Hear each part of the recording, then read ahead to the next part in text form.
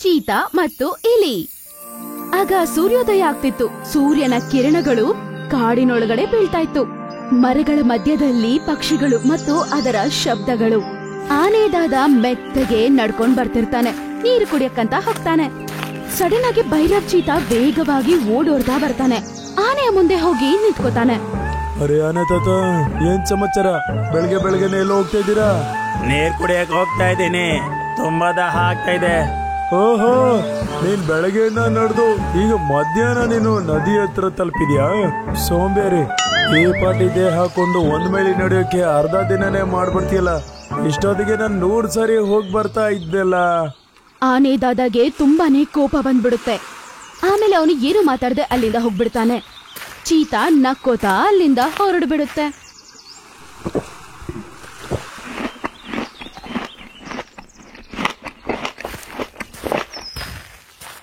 ಅರೆ ಆನೆ ತಾತ, ಏನಾಯ್ತು? ಇಷ್ಟೊಂದು ಕೋಪದಲ್ಲಿ ಯಾಕಿದ್ದೀರಾ? ಈ ಭೈರವ್ ಚಿರತೆ ಇದು ಅದೇನ ಕೊಬ್ಬು ಜಾಸ್ತಿ ಆಗ್ತಾ ಇದೆ. ಇವತ್ತು ನನ್ ಮೇಲೇನೂ ಸಹ ತಮಾಷೆ ಮಾಡ್ತಾ ಇದ್ದಾನೆ. ಏನು? ಅವ್ನ್ ಮೊದ್ಲೇ ಕಾಡಲ್ಲಿ ಎಲ್ರಿಗೂ ತೊಂದರೆ ಕೊಡ್ತಾ ಇದ್ದ, ಇವತ್ತು ಆನೇನೂ ಆಗೋಯ್ತಾ? ಈಗ ಅವನ್ ಯಾರಿಗೂ ಮರ್ಯಾದೆ ಕೊಡ್ತಾ ಇಲ್ಲ. ಕಾಡಲ್ಲಿ ಎಲ್ರಿಗೂ ನನ್ಗೆ ಮರ್ಯಾದೆ ಕೊಡ್ತಾರೆ, ಇಲ್ಲಿವರೆಗೂ ಶೇರ್ ಸಿಂಗ್ ಕೂಡ. ಆದ್ರೆ ಭೈರವ್ ಅವನು ನನ್ಗೆ ಹೀಯಾಳಿಸಿ ಹೋಗ್ಬಿಟ್ಟ. ನಿಜ ಹೇಳ್ತಾ ಇದ್ದೀರಾ? ಪ್ರತಿದಿನ ಒಂದೊಂದು ತೊಂದರೆ ಬರ್ತಾ ಇರುತ್ತೆ. ಈಗ ಸಮಯ ಬಂದಿದೆ, ನಾವು ಶೇರ್ ಸಿಂಗ್ ಹತ್ರ ಮಾತಾಡೋಣ. ಇಬ್ರು ಶೇರ್ ಸಿಂಗಿನ ದರ್ಬಾರಿನ ಕಡೆಗೆ ಹೋಗ್ತಾರೆ.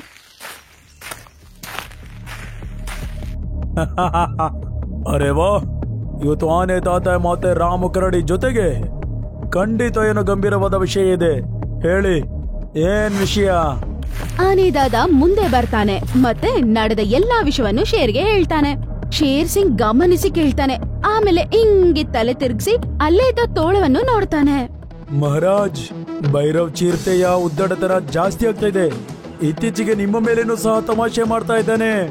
ಅದು ಕೇಳಿಸ್ಕೊಂಡಿದ ತಕ್ಷಣ ಶೇರ್ ಸಿಂಗ್ ಕಣ್ಣಲ್ಲಿ ಒಂದು ಬೆಳಕು ಕಾಣಿಸುತ್ತೆ. ಆಮೇಲೆ ಶೇರ್ ಸಿಂಗ್ ಏನೋ ಯೋಚನೆ ಮಾಡ್ತಾ ಇರ್ತಾನೆ. ಹಾ ಮಹಾರಾಜ್, ಭೈರವ್ ಚಿರತೆ ಈಗ ಯಾರ ಮೇಲೆ ತಮಾಷೆ ಮಾಡೋದನ್ನು ನಿಲ್ಲಿಸ್ತಾ ಇಲ್ಲ. ಹಾ ಮಹಾರಾಜ್, ಇವತ್ತು ನಿಮ್ಮ ಮೇಲೇನೂ ಸಹ ಅವನು ತಮಾಷೆ ಮಾಡಿದ್ದಾನೆ. ಏನ್ ಮಾಡಿದಾನೆ ಅವನು ನನ್ನ ಮೇಲೆ? ಮಹಾರಾಜ್, ಅವನು ಪೂರ್ತಿ ಕಾಡಲ್ಲಿ ಓಡಾಡ್ಕೊಂಡು ಹೇಳ್ತಾನೆ, ನೀವು ಸಿಂಹದ ಹೆಸರಲ್ಲಿ ಕಳಂಕ ಅಂತೆ, ನಿಜವಾದ ರಾಜ ಅವನಾಗ್ಬೇಕಂತೆ. ಶೇರ್ ಸಿಂಗ್ ಕಣ್ಣಲ್ಲಿ ಕೋಪ ಕಾಣಿಸ್ಕೊಳ್ಳುತ್ತೆ.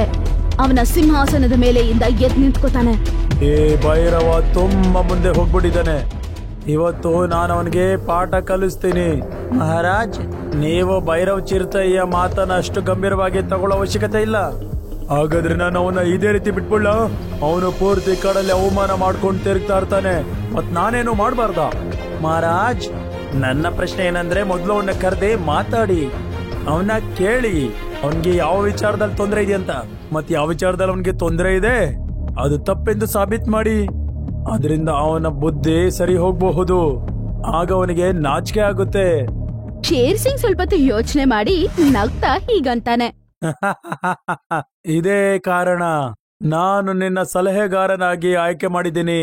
ಆದ್ರೆ ಈ ಕೆಲಸ ನಾವು 2 ದಿನ ಆದ್ಮೇಲೆ ಮಾಡೋಣ. ಇವತ್ತು ಇನ್ನೊಂದು ಕಾಡಿಂದ ನನ್ನ ಒಳ್ಳೆ ಸ್ನೇಹಿತ ಬರ್ತಾ ಇದ್ದಾನೆ. ಅಷ್ಟರಲ್ಲಿ ಹರಿ ಇಲಿ ಅಲ್ಲಿಗೆ ಬರುತ್ತೆ. ಅದನ್ನ ನೋಡಿದ ತಕ್ಷಣ ರಾಜಾಗೆ ತುಂಬಾ ಸಂತೋಷ ಆಗ್ಬಿಡುತ್ತೆ. ನನ್ನ ಪ್ರೀತಿಯ ಮಿತ್ರ ಹರಿ, ನಿನ್ನ ನೋಡಿ ನನ್ನ ಮನಸ್ಸಿಗೆ ತುಂಬಾ ಶಾಂತಿ ಆಗ್ತಾ ಇದೆ. ಮಹಾರಾಜ, ನಿಮ್ಮನ್ನ ನೋಡ್ಬೇಕಂತ ನನ್ನ ಕಣ್ಣು ಎಷ್ಟು ಎದುರು ನೋಡ್ತಿತ್ತು. ಅದನ್ ಕೇಳಿಸ್ಕೊಂಡಿದ ತಕ್ಷಣ ಆ ಕಾಡಿನ ಜಂತುಗಳು ಆಶ್ಚರ್ಯದಿಂದ ಒಬ್ಬರನ್ನೊಬ್ರು ನೋಡ್ಕೋತಾರೆ. ಶೇರ್ ಸಿಂಗ್ ಮತ್ತೆ ಇಲಿನಾ? ಇದು ಎಂತಹ ಸ್ನೇಹ! ಶೇರ್ ಸಿಂಗ್ ಎಲ್ಲಾರ್ನು ನೋಡ್ತಾನೆ ಮತ್ತೆ ನಗ್ತಾ ಹೀಗಂತಾನೆ. ನೀವು ಯೋಚನೆ ಮಾಡ್ತಿರ್ಬೋದು ನನ್ನ ಮತ್ತೆ ಹರಿಯ ಸ್ನೇಹ ಹೇಗಾಯ್ತು ಅಂತ. ವರ್ಷಗಳ ಹಿಂದೆ ಕೆಲವು ಬೇಟೆಗಾರರು ನನ್ನ ಜಾಲರದಲ್ಲಿ ಹಿಡಿದಾಕಿದ್ರು. ಆಗ ನನ್ನ ಸ್ನೇಹಿತ ಹರಿ ಆ ಜಾಲರವನ್ನ ಕಟ್ ಮಾಡಿ ನನ್ನ ಪ್ರಾಣ ಕಾಪಾಡ್ದ. ಒಂದ್ ವೇಳೆ ಇವನು ನನ್ಗೆ ಸಹಾಯ ಮಾಡಿಲ್ಲ ಅಂದ್ರೆ ಆಗ ನಾನು ಇಲ್ಲಲ್ಲ, ಯಾವ್ದೋ ಸರ್ಕಸ್ ಅಲ್ಲಿ ಇರ್ಬೇಕಾಗಿತ್ತು. ಅದನ್ ಕೇಳಿಸ್ಕೊಂಡಿದ ತಕ್ಷಣ ಜಂತುಗಳು ಎಲ್ಲಾರು ಹರಿ ಇಲಿನ ಅವ್ರಿಗೆ ಸಮಾನವಾಗಿ ನೋಡ್ತಾರೆ.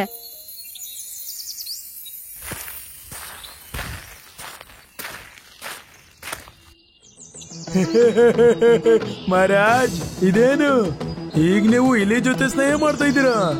ಶೇರ್ ಸಿಂಗ್ಗೆ ತುಂಬಾನೇ ಕೋಪ ಬಂದಿರುತ್ತೆ. ತಮಾಷೆ ಮಾಡೋದು ನೆಲ್ಸು ಭೈರವ್, ನಿನ್ನ ತಮಾಷೆ ಈಗ ಹದ್ದು ಮೀರಿ ನಿಂತಿದೆ. ನಾನು ನನ್ನ ಸ್ನೇಹಿತನ ಮೇಲೆ ಯಾವ ಶಬ್ದವನ್ನು ಕೇಳಕ್ ಇಷ್ಟಪಡಲ್ಲ. ಅರೆ ಮಹಾರಾಜ್, ನೀವು ತಪ್ಪು ತಿಳ್ಕೊಂಡಿದ್ದೀರಾ. ಆದ್ರೆ ಯಾವ್ದಾದ್ರು ಪ್ರಾಣಿ ನಿಮ್ಮನ್ನ ಇಲಿ ಜೊತೆ ನೋಡಿದ್ರೆ ಆಗ ಅವರು ತಮಾಷೆ ಮಾಡಿದ್ರೆ ಸುಮ್ನೆ ಇರೋಕ್ ಆಗೋದಿಲ್ಲ. ಒಂದ್ ವೇಳೆ ನಿಮ್ಗೆ ಸ್ನೇಹ ಮಾಡ್ಬೇಕಂದ್ರೆ ಆಗ ನನ್ನಂತ ಚಿರ್ಚಿತತೆ ಮಾಡಿ. ಶೇರ್ ಸಿಂಗ್ ಕಣ್ಣಲ್ಲಿ ಕೋಪ ಕಾಣಿಸ್ತಿರುತ್ತೆ. ಅಸಲಿಗೆ ನಿನಗೆ ಯಾವ ವಿಷಯದ ಬಗ್ಗೆ ಸಂಶಯ ಇದೆ? ನಿನ್ನ ಮಾತನ್ನ ಕಟ್ಕೊಂಡು ರಾಮು, ಕರಡಿ ಮತ್ತೆ ಆನೆ ತಾತ ಸಹ ಬಂದಿದ್ರು. ನಿನ್ ಕಾಡಲ್ಲಿ ಎಲ್ಲರ ಮೇಲೆ ತಮಾಷೆ ಮಾಡ್ತಾ ಇದೀಯಾ? ಮಹಾರಾಜ್, ನನಗೆ ನನ್ನ ವೇಗದ ಮೇಲೆ ಹೆಮ್ಮೆ ಇದೆ. ನನಗನ್ಸುತ್ತೆ ನನಗಿಂತ ವೇಗವಾಗಿ ಯಾರು ಸಹ ಓಡೋಕಾಗೋದಿಲ್ಲ ಅಂತ. ಶೇರ್ ಸಿಂಗ್ ಅದನ್ನ ಕೇಳಿದ ತಕ್ಷಣ ಏನೋ ಯೋಚನೆ ಮಾಡ್ತಾನೆ. ಹಾಗಾದ್ರೆ ನಿನ್ಗೆ ವೇಗದ ಮೇಲೆ ತುಂಬಾ ಹೆಮ್ಮೆ ಇದೆಯಲ್ಲ ನಿಂಗೆ? ಮಹಾರಾಜ್, ಹೆಮ್ಮೆ ಅಲ್ಲ, ಸತ್ಯನೇ ಅದು. ಪೂರ್ತಿ ಕಾಡಲ್ಲಿ ನನಗಿಂತ ವೇಗವಾಗಿ ಯಾರು ಓಡೋಕಾಗೋದಿಲ್ಲ. ಈ ವಿಷಯ ಪೂರ್ತಿ ಕಾಡ್ಗೆ ಗೊತ್ತು. ಮಹಾರಾಜ್, ಇವನು ನಿಜ ಹೇಳ್ತಾ ಇದ್ದಾನೆ. ಯಾರಾದ್ರೂ ಇವನ್ ಮೇಲೆ ಪಂದ್ಯ ಹಾಕಿದ್ರೆ ಆಗ ಇವನು ಸೋಲಿಸ್ಬಿಡ್ತಾನೆ. ಆದ್ರೆ ಇವನ ಉದ್ದಟತನ ಹದ್ದು ಮೀರಿದೆ. ಆ ರೀತಿ ಆಗಿದ್ರೆ ನಾಳೆ ಒಂದು ಪಂದ್ಯವನ್ನ ಇಡೋಣ. ನನ್ನ ಸಲಹೆಗಾರ ಮೌಂಟಿ ತೋಳ ಇದರಲ್ಲಿ ಭಾಗವಹಿಸ್ತಾನೆ. ಮಹಾರಾಜ್, ಮತ್ತೊಮ್ಮೆ ಯೋಚನೆ ಮಾಡಿ. ನಿಮ್ಮ ತೋಳ ಎಲ್ಲಾದ್ರೂ ನಿಮ್ಗೆ ಅಪಮಾನ ಮಾಡೋದಿಲ್ವಲ್ಲ? ನನ್ನ ವೇಗದ ಮುಂದೆ ಇದೆಲ್ಲ ಏನೂ ಇಲ್ಲ. ಒಂದ್ ವೇಳೆ ಮೌಂಟಿ ಗೆದ್ಬಿಟ್ರೆ ನೀನು ಕಾಡ್ ಬಿಟ್ಟು ಹೋಗ್ಬೇಕಾಗುತ್ತೆ. ನಾನ್ ತಯಾರಿದ್ದೀನಿ. ಒಂದ್ ವೇಳೆ ನಾನ್ ಗೆದ್ಬಿಟ್ರೆ ಆಗ ನಾನು ಕಾಡಿನ ಸಿಂಹಾಸನ ಬಿಟ್ಬಿಡ್ತೀನಿ. ಅದ್ ಕೇಳಿಸ್ಕೊಂಡಿದ ತಕ್ಷಣ ಕಾಡಿನ ಜಂತುಗಳು ಕುಸ್ಕುಸು ಅಂತ ಮಾತಾಡ್ಕೋತಾವೆ. ಜಂತುಗಳು ಎಲ್ಲರೂ ತುಂಬಾ ಆಶ್ಚರ್ಯದಿಂದ ಇರ್ತಾರೆ. ಅಷ್ಟರೊಳಗಡೆ ಇಲ್ಲಿ ಅಲ್ಲಿಗೆ ಬರುತ್ತೆ. ಮಹಾರಾಜ, ನಿಜ ಹೇಳ್ಬೇಕಂದ್ರೆ ಅವನ ಅಹಂಕಾರದಿಂದನೇ ಅವನು ಸೋತೋಗ್ತಾನೆ. ಏನ್ ಹೇಳೋಕ್ ಬಯಸ್ತಾ ಇದೀಯಾ? ಅರಿ ಇಲ್ಲಿ ಶೇರ್ ಸಿಂಗ್ ಕಿವಿಯಲ್ಲಿ ಏನೋ ಹೇಳ್ತಾನೆ. ಅದ್ ಕೇಳಿಸ್ಕೊಂಡು ಅವನು ಯೋಚನೆ ಮಾಡಕ್ಕೆ ಶುರು ಮಾಡ್ತಾನೆ. ಆಮೇಲೆ ನಗ್ತಾ ಹೀಗಂತ ಅಂತಾನೆ. ಸರಿ, ನಾನ್ ನಿನ್ನ ಮಾತನ್ನ ನಂಬ್ತೀನಿ. ಮಹಾರಾಜ್, ಎಲ್ಲಿದ್ದಾನೆ ನಿಮ್ಮ ಮೌಂಟಿ ತೋಳ? ಎಲ್ಲೂ ಹೊಡೋಗಿಲ್ವಲ್ಲ?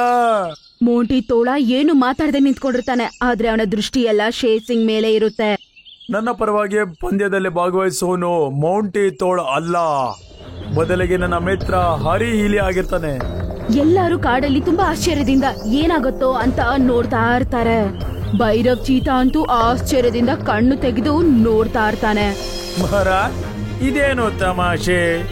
ಒಂದು ಚಿರತೆ ಒಂದು ಇಲಿ ಜೊತೆ ಪಂದ್ಯ ಕಟ್ಕೊಳ್ಳುತ್ತಾ? ಇದು ನನಗೆ ಅವಮಾನ ಅಲ್ಲದೆ ಏನು? ನಿನಗೆ ನಿನ್ನ ವೇಗದ ಮೇಲೆ ಹೆಮ್ಮೆ ಇದೆಯಲ್ಲ, ಹಾಗಾದ್ರೆ ತೋರ್ಸು ನಿನ್ನ ತಾಕತ್ತನ್ನ. ಆದ್ರೆ ಮಹಾರಾಜ್, ಒಂದ್ ವೇಳೆ ನನ್ನ ಮಿತ್ರ ಹರಿ ಇಲಿ ಗೆದ್ಬಿಟ್ರೆ ಆಗ ನಿನ್ನ ಕಾಡನ್ನ ಬಿಟ್ಟು ಎಲ್ಲಿ ಹೋಗ್ಬಾರ್ದು. ಆದ್ರೆ ನಿನ್ನ ಹೆಸರು ಬದಲಾಯಿಸಿ ಇಲಿ ಚಿರತೆ ಅಂತ ಇಡಲಾಗುತ್ತೆ. ಆಗ ಯಾರಾದ್ರೂ ನಿನ್ನ ಮೇಲೆ ತಮಾಷೆ ಮಾಡಿದ್ರೆ ನೀನು ಸಹಿಸ್ಕೊಂಡಿರ್ಬೇಕು, ಮತ್ತೆ ಸಮಸ್ಯೆ ತಗೊಂಡು ನನ್ನ ಹತ್ರ ಬರಬಾರ್ದು. ಭೈರವ್ ಚೀತಾ ಕೋಪದಿಂದ ಯೋಚನೆ ಮಾಡ್ತಾನೆ. ಆಮೇಲೆ ಅವನ ಆತ್ಮ ಗೌರವದಿಂದ ಅವನು ಅದಕ್ಕೆ ಸರಿ ಅಂತ ಒಪ್ಕೋತಾನೆ. ಆಯ್ತು ಮಹಾರಾಜ್, ನಾನ್ ತಯಾರಿದ್ದೀನಿ. 3, 2, 1 ಓಡಿ! ಭೈರವ್ ಚೀತಾ ಬೇಗದಿಂದ ಓಡ್ತಾನೆ. ಆದ್ರೆ ಇನ್ನೊಂದ್ ಕಡೆ ಹರಿ ಮಾತ್ರ ಆರಾಮಾಗಿ ಓಡಿ ಬರ್ತಾನೆ. ಆಮೇಲೆ ಇಲಿಯ ರಂಧ್ರದೊಳಗಡೆ ಹೋಗ್ತಾನೆ. ಶಾರ್ಟ್ ಕಟ್ ಅಲ್ಲಿ ಓಡಿ ಬಂದು ಫಿನಿಶ್ ಲೈನ್ ಗೆ ಬಂದ್ಬಿಡ್ತಾನೆ. ಭೈರವ್ ಫಿನಿಶ್ ಲೈನ್ ಗೆ ಬರೋಷ್ಟೊತ್ತಿಗೆನೆ ಅಲ್ಲಿ ಆಲ್ರೆಡಿ ಹರಿ ಬಂದು ಕೂತಿರ್ತಾನೆ. ಅದನ್ನ ನೋಡಿ ತುಂಬಾ ಆಶ್ಚರ್ಯ ಪಡ್ತಾನೆ. ಇದು ಹೇಗ್ ಸಾಧ್ಯ ಇದು? ಯಾಕಂದ್ರೆ ನನ್ನ ಮಿತ್ರ ಹರಿ ಇಲಿ ಅಷ್ಟು ಸಾಧಾರಣ ಇಲಿ ಅಲ್ಲ. ಅವನು ಆಫ್ರಿಕಾ ಕಾಡಿಂದ ಬಂದಿದ್ದಾನೆ. ಇಲ್ಲಿವರೆಗೂ ಇವನಷ್ಟು ವೇಗವಾಗಿ ಯಾರು ಓಡಿಲ್ಲ. ಎಲ್ಲಾ ಜಂತುಗಳು ಅವನನ್ನ ನೋಡಿ ತುಂಬಾ ನಗ್ತಾರೆ. ಆಮೇಲೆ ಅವನನ್ನ ನೋಡಿ ತುಂಬಾ ಚುಡಾಯಿಸಕ್ಕೆ ಶುರು ಮಾಡ್ತಾರೆ. ಈಗಿಂದ ಇವನ್ನ ಇಲಿ ಚಿರತೆ ಅಂತ ಕರೀಬೇಕಾಗುತ್ತೆ. ಮಹಾರಾಜ್, ನನಗೆ ನನ್ನ ತಪ್ಪಿನ ಅರಿವಾಗಿದೆ. ನನ್ನ ಹೆಮ್ಮೆಯೇ ನನ್ನ ಸೋಲ್ಗೆ ಕಾರಣ ಆಗಿದೆ. ಈಗ ನಿನ್ಗೆ ಅರ್ಥ ಆಯ್ತಾ? ಹೆಮ್ಮೆ ಅನ್ನೋದು ಯಾವಾಗ್ಲೂ ಮನುಷ್ಯನನ್ನ ಕೆಳಗಡೆ ಹಾಕುತ್ತೆ. ಮುಂದೆ ಯಾರ ಮೇಲಾದ್ರೂ ತಮಾಷೆ ಮಾಡ್ಬೇಕಾದ್ರೆ ಯೋಚನೆ ಮಾಡು. ಭೈರವ್ ಚೀತಾ ಈಗ ಏನು ಮಾಡಕ್ಕಾಗ್ದೆ ತಲೆ ತಗ್ಸ್ಕೊತಾನೆ. ಅದನ್ನ ನೋಡಿ ಎಲ್ಲಾ ಜಂತುಗಳು ತುಂಬಾನೇ ಸಂತೋಷವಾಗಿ ಇರ್ತವೆ.